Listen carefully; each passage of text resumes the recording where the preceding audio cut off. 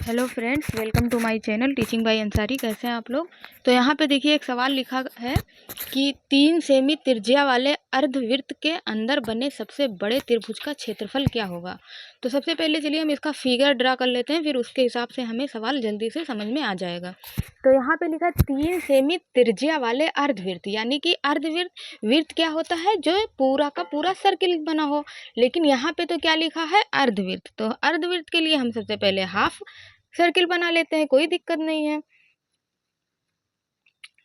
तो यहाँ पे मान लो ये है और ये मैंने एक सर्किल बनाया है ना। अगर पूरा सर्किल हमें बनाना है, हम ऐसे डॉट डॉट डॉट डॉट करके दिखा देते हैं।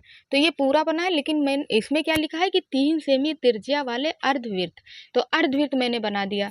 जो सर्किल होता है इसका बीच वाला पॉइंट क्या होता है, उसका सेंटर माना जाता है। इसको हम ओ भी लिख सकते हैं, कोई दिक्कत नहीं है, ओ लिख दिए। ये इसका सेंटर हो गया।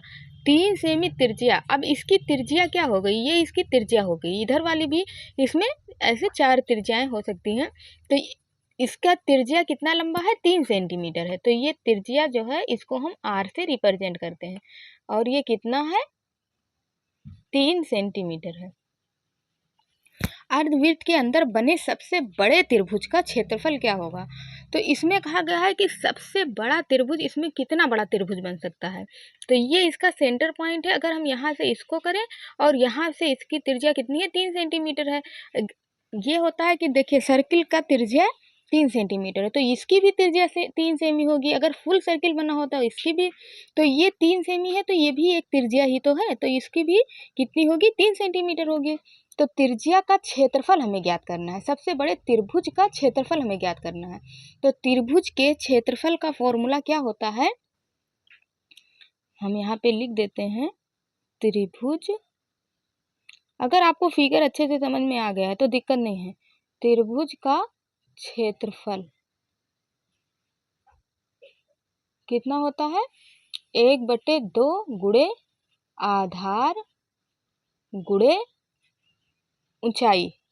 त्रिभुज के क्षेत्रफल का फॉर्मूला क्या होता है, 1/2 गुणे आधार गुणे ऊंचाई। तो आधार 1/2 हम ऐसे लिख देते हैं, कोई दिक्कत नहीं है।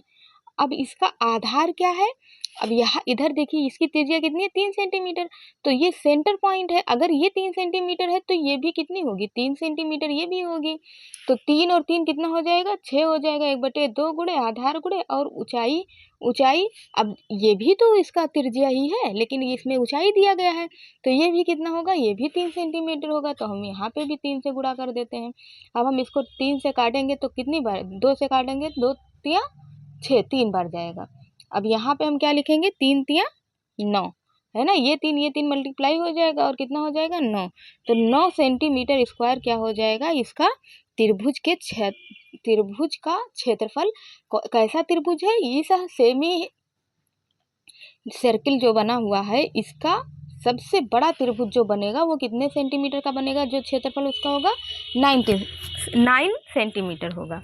तो ये इसका करेक्ट आंसर हो जाएगा।